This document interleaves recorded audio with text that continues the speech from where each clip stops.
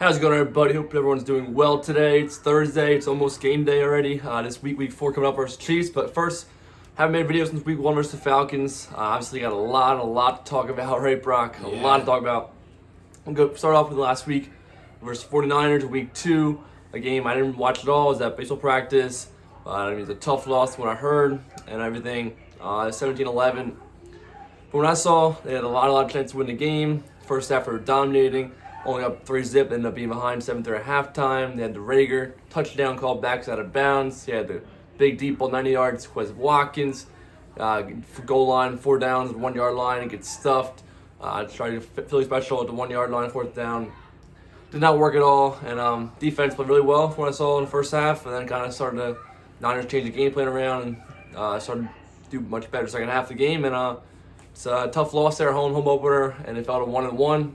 Brock, your thoughts on the last week versus Niners, sir? Yeah, so basically we watched the Eagles offense really excel early and got into the red zone but could not score the points that really should have scored. I mean, you talk about the Rager touchdown, that's unfortunate, stepping out of bounds, but the big play to Quez Watkins, like you got to get some points out of that. You start at the 1. You get all the way down there after one play, and red zone efficiency, that was the biggest key of that game for me. Red zone efficiency was terrible. And how you touched on the 49ers after halftime, the 49ers changed game plan. They started running more toss, sweep plays in the run game, more head-on dive plays in the run game, and the Eagles offense really couldn't, or the Eagles defense, couldn't really stop the run game. And that's one of the big keys to San Francisco, that run game opens up their play action. That's how they got going. They adjusted well, and frankly, the Eagles did not. We did not adjust well to it, and I think really the momentum changed in that game when the Rager touchdown got called back, and also with the Philly special. I would have rather seen a better play that instance. I think Nick said the same thing in his press conference. Overall, it's just a heartbreaking loss after how well we played in the first half and showed in the first half, and just could not adjust in the second. Yeah, so with that being said, let's piggyback off what you kind of said about the play calling there. We'll start with Jalen Hurts, though. What do you think of him in that game? I kind of thought what I've heard and stuff that it was a solid game, not terrible, no turnovers, but just wasn't. Yeah, I think he managed the game. But it wasn't a standout performance, but it wasn't a terrible performance. We didn't really, besides the Quez Watkins 91-yard play. I mean that accounts for more than 60% of his passing yards that game. We didn't see the explosiveness. We saw the running of Jalen. We did. Especially on that last drive that we scored a touchdown on. But overall, I mean, the play calling was there in the first half. It was there in the first half. We just couldn't excel in the red zone, which can be also play calling, can be performance on the actual field itself. But Jalen Hurts played an okay football game. It wasn't good enough to win, but it wasn't bad enough to lose the game for us. So I think when you look at it from an overall standpoint of his, it wasn't a bad game by him, yeah. Just wasn't productive enough to win the game. Yep, got you there. Now, so we fell to 1-1 last week. Sirianni was beating himself up after the game, the play calling, the loss in general, everything. And then we go to week 3, man. It was Dallas Cowboys. Nick Sirianni preaching the whole entire week, the big rivalry, Eagles, Cowboys. They got the beat Dallas shirts, showed them all the videos, this, that. And what happened Monday was just pathetic, horrible, one of the worst games I've ever watched. I mean, honestly, it was so bad, top to bottom. I'll give my initial thoughts here. Both of us kind of just from everything, from the coaching, the players, game planning, all the amount of penalties in that game. It was just so bad. I mean, that's all I got to say. Yeah. Just, everything was just brutal. Like you said, I mean, it couldn't have started worse, but got better as soon as it started worse. I mean, we watched the Eagles. The Eagles' offense looked like it was clicking. It really did. In that first drive, we looked like we were clicking. Yeah. And underthrown ball by Jalen, you got to miss that ball far. You got to throw it out of bounds. Something, you got to give it to where only your receiver can get it. I think that was a big momentum shift. Thank God they got him pinned at the 1. We obviously know with the Hargrave and Cox fumble/interception touchdown. And then it just went downhill for the Birds. The defense could not stop Dallas, whether it be in the run game. They were getting 8 yards a carry. And that's another thing, just like San Francisco. Dallas relies on the run game. They will run the football and then they will open up their play action. A lot of movement along that Dallas offense. We just could not stop them, and the offense was 3 and out, 3 and out, 3 and out. I mean, we gave Dallas some really good field position. When you're only going to the 29-yard line, your own 29, and punting it, they're going to have good field position, especially with an offense like that. Field position comes very big. You want them to start deep in their own zone, not at the 40 every time. Yeah. So I think the play calling was big. Performance-wise, we saw no running. We'll go through it all. Why don't we? I think we'll start with defense in this right now. This game here, I think the defense is just really, really bad. Jonathan Gannon had a horrible game overall, top to bottom. I mean, first drive, like you mentioned, right down the field, touchdown easily. Run the ball right down our throats. Like you said, open up the passing game, nice and easy. Dak Prescott played a great, great game. And yeah, Pollard and Zeke were just great. I mean, they had no real adjustment. I mean, late in the fourth quarter, third quarter, stump, but that's when the Cowboys were up big already in the game. And I told Brock here watching the game, like, Gannon playing the guys off the ball so far, it pisses me off so much. Like 3rd and 5, they're playing like behind the first down marker, or this, that. We have Steven Nelson and Darius Slay now, and you're still playing off the ball. There's no excuse for that. No, especially against a passing team like that. Like, this team is going to run the football, and you can't play zone coverage all the time when they run the football. You have to respect their run game. I get it. If we have shut down their run game completely, okay, you can play zone. But zone does not necessarily mean having corners 7 yards off, especially when it's a 3rd and 5. I want my corners pressed, especially pressed against Amari Cooper and CeeDee Lamb. Okay, I will live with it if Cedric Wilson gets a first down once in a while. I will live with it. But against the top receivers, you have to press them. You have to put pressure on them, especially against Lamb, especially in a slot. Bring a safety over the top with them. Spy him. Just spy Lamb. But the defense game plan was terrible. We saw a couple blitzes, and when the blitz did, it got there. Yeah, it got there. That was like later in the but like the game, sometimes though, you gotta adjust on the fly. Injuries, obviously missing Brandon Graham sucks. Like you said, penalties were terrible. Yeah, we'll get to that whole team. We'll get to that a little later on. Yeah, but overall, the defense, it was a bad showing. It was a very bad showing for the defense. Yep. So I guess next we go with quarterback leader, the offense, Jalen Hurts. Now, obviously, like Brock mentioned already, opening first drive, the big play Dallas got. We got 30-40 yards after the Cowboys down there and scored. It's like, all right, I'm moving the ball. It's going to shoot out here. Then next play, get a little pass play thing again. And third play after that, underthrown ball to Rager. It's brutal. Yeah. Brutal. I mean, that cannot happen. We all know the ball's got to be deeper in the end zone there. Better route from Rager, this, that. But as quarterback, the ball cannot be underthrown that far. Like you said, luckily we got a touchdown there after stopping at the 1 yard line. And then overall, though, I mean, it just, for me, I think the big word is inconsistent. He just was not consistent enough in that game to win. And he knows that, take ownership of that, but it can't happen. I mean, there's too many missed throws, whether it's slants, little out routes, bad timing with the receivers, whether it's Goddard, Ertz, Devontae, all those guys. Really had no full timing with the guys at all. And a couple other throws late when it was still a 2-score game in the second half. Third down ball, Devontae Smith's got to be a nice pinpoint throw there, so it's behind him and high a little bit, gets knocked away. Little things like that, but he also shows flashes like that touchdown to Greg Ward at the end of the game. Other throws, he's there, but it's just kind of up and down too much for me. Yeah, and I completely agree with it. You touched on all the things I'm going to say is inconsistent. That's a great word to use for the pass game this past week against Dallas. And I'm not even just talking about the play calling, but I'm talking about the ball placement. Yeah. Like, obviously, we know about Jalen Rager, the underthrown ball. But it's some of these quick slants like you touched on. A quick slant is an easy route. It's supposed to be an easy completion if you get the right look. But you can't expect a wide receiver, especially a rookie in Devontae Smith, to be able to reach behind him to catch a ball, full speed. Jalen throws a hard football. It's things like that ball placement's got to be better. Floating the football in a position where you have to have a pinpoint throw. It can't be floated in there because it lets the defensive back get close. I'm not going to blame the one interception Devontae fell. Yeah. Do I think if he stood up it's an interception? No. I think it's probably going to be an incomplete pass. It's a hard route to run, especially thrown across the football field. It's stuff like that, though. Ball placement's got to be better. It's a very dangerous play, though. I mean, there's one thing I want to look at too is it almost looked like at some points in the game he wasn't reading everything. He had his one guy, and sometimes it would take off. There was one play, it almost looked like the Carson Wentz play against Dallas. Yeah. Trying to extend it way too much. And, sometimes you got to bite the bullet and throw it out of bounds. He ends up just holding and taking a sack, just Yeah. like Carson did last year versus the Cowboys. Right away, I was like, oh no, it's the same exact play. And I told Brock it was a 4th down, I believe. Yeah. We already had a holding penalty in the backfield. So whatever, if it got a first down, it's come back anyway. Yeah. So there's no point in not throwing the ball, and so he just holds it. But yeah, I mean, so Hurts there. It's not consistent, and not much else to say. He takes ownership of it, but ball play's got to be better. Leadership of the offense got to be better, and that's all I got to say about Hurts. Really, we're going to Nick Sirianni there now.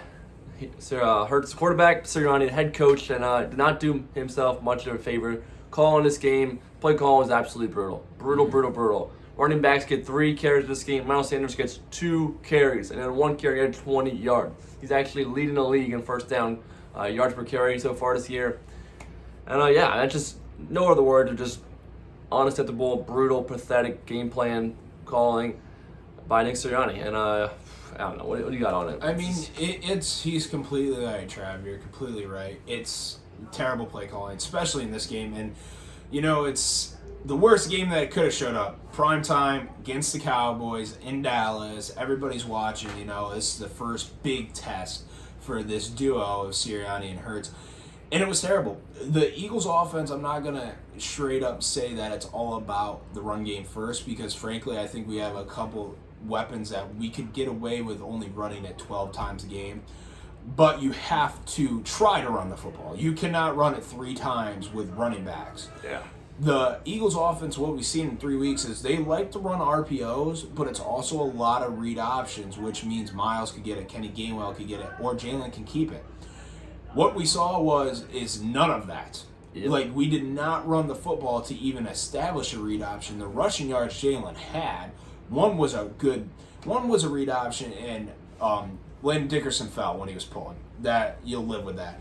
But you have to run the football, or try to run it, to establish a read option, but most importantly, establish an RPO. If the linebackers know you're willing to run the football, they will come up on a pass play like that. But when you don't run it, they're just going to sit back, and they're going to wait.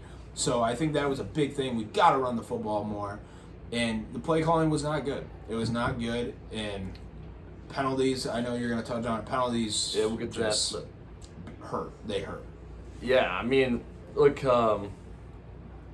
Sirianni, he says lack of run deals with the way the game's going and everything. Yeah, that's to an extent, but I think that's mostly just BS. Because, the first drive will give you that, but the pick on 3 plays into the game. But the rest of the game, it's still a 2-score game. It feels like we're getting blown up by 50 points, but it's a 2-score game. You run the ball first down. Or, I think the worst part about me watching this game, it was so bad, because we were getting stopped play and play out. We were getting 20 yards here, 20 yards there, and they were just going backwards, or 3 and out after that. We could move the ball. We showed that. Dallas Goedert, a couple nights, he was open most of the game. Only had 3 targets, 3 catches, but he had a lot of yards. When he caught the ball, it looked good explosively after the catch and everything. Even Ertz, a couple nice catches and runs after the catch and everything. But, just not running the ball when he should be running the ball, and it's still a tight game. Could have ran the ball.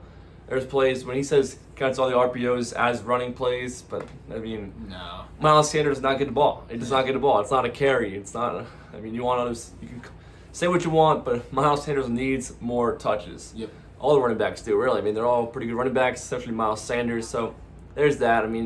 Just pathetic game by Sirianni, Gannon, all the coaches on the team. Now we'll get into, penalties now. Penalties in this game. The Eagles, through 3 weeks, leading the league in penalties, which is just brutal.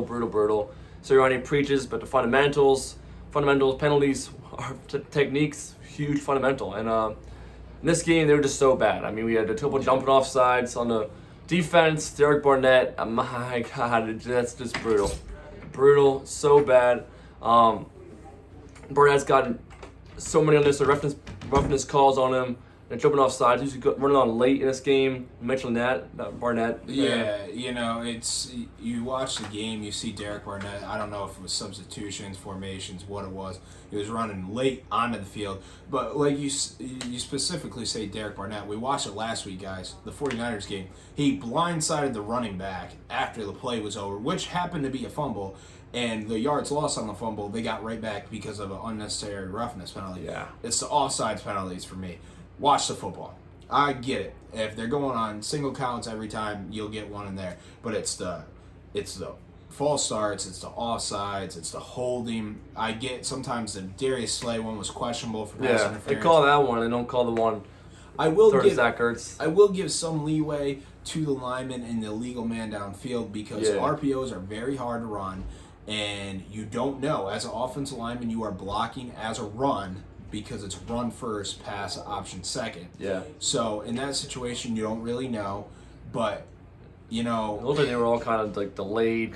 Play was all kind of off a little bit, off timing. The one was a broken play. You can't really do anything about it. So I'm gonna give a little leeway to that. But it's the penalties that have nothing to do with the play calling, and it's just the players themselves are the ones that hurt you, and we watch it. Yeah. We go from 1st and 10, 1st and 5 to 1st and 10 because of a false start or something like that. It's just those plays that you can't have. Yeah, I mean, the holding penalties on offense, like there was so many. Especially second half, I guess it kind of happens to be with the old lineman going down and everything.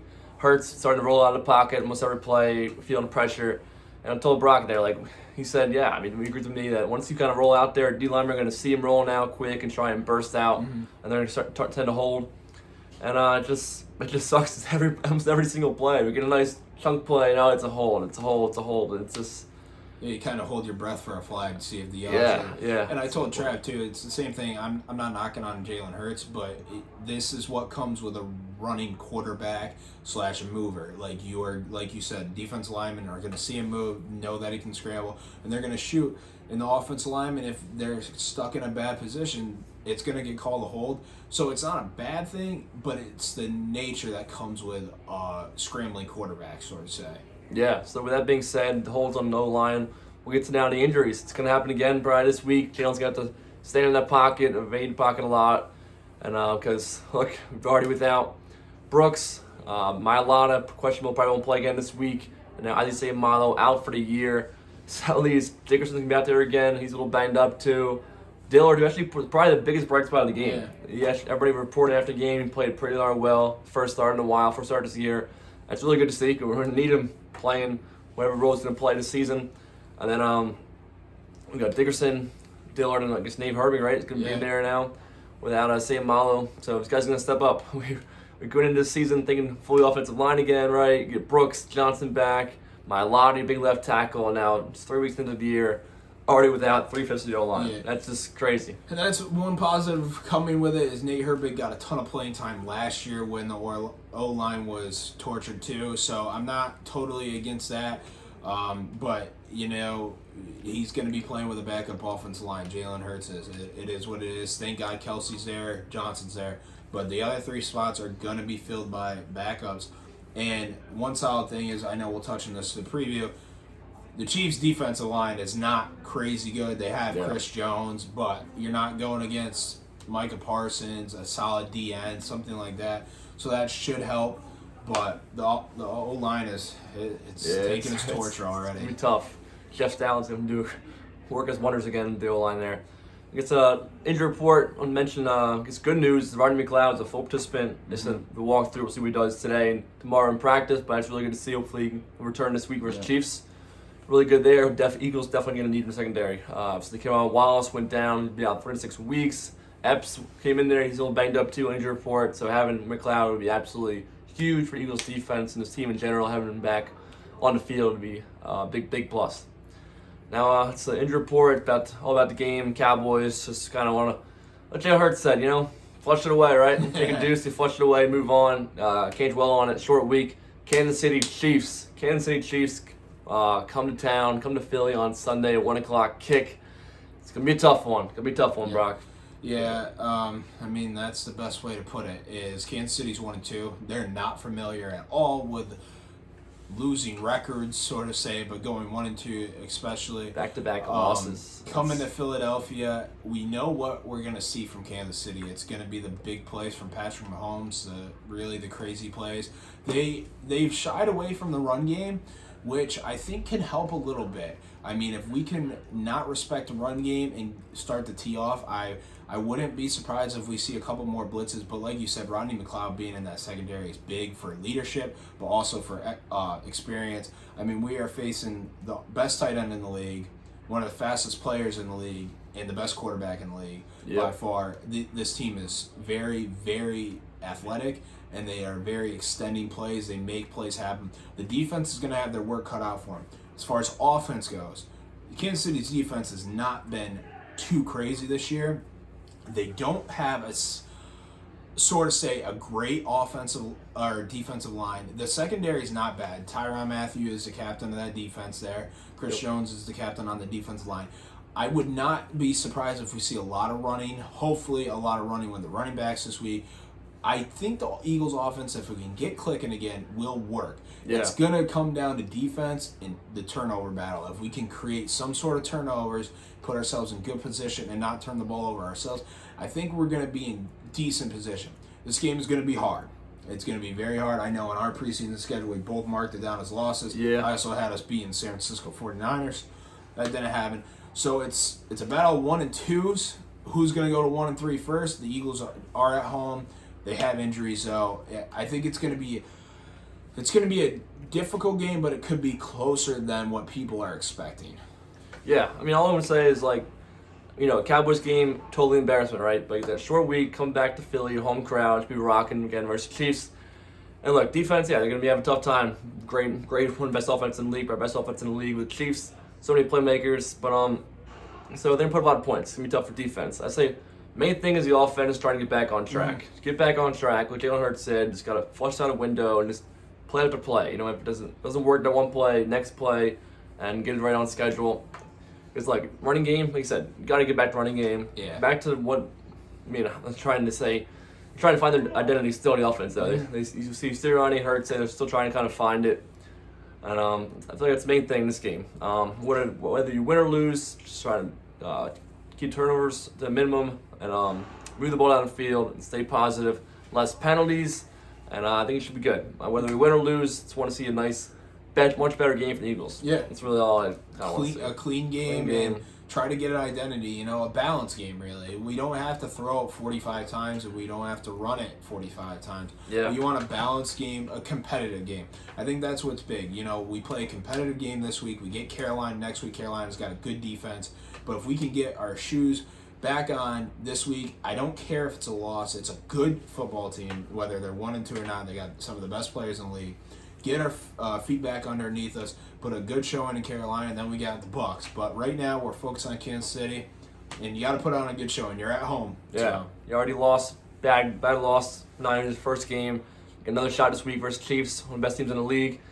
All I got to say is, look, it can't get much worse after Monday night, right? Cannot get much worse. Top to bottom now, it's pathetic, all-around organization. Now it's time to go out there on short week, go out there and show them what you got. Offense, defense, coaching, Sirianni. Throw his shirts away. He didn't wear a shirt yesterday at the press conference. I think it's my time to delete those for a little bit, go out there and really look through, dive deep down, playbook, everything from scratch, and come out there with a heck of a game plan and get ready to go beat those Chiefs. Yep. That's all I got. Anything else, Brock? Nope, that's all I got. All right, that's all we got. We recapped Falcons game and the Niners game, Cowboys, previewed this Chiefs game Sunday. Let's hope for the best out there. That's all I got. If you enjoyed the video, give it a like, leave a comment, subscribe to the show. As always, let's go Birds! Go Birds!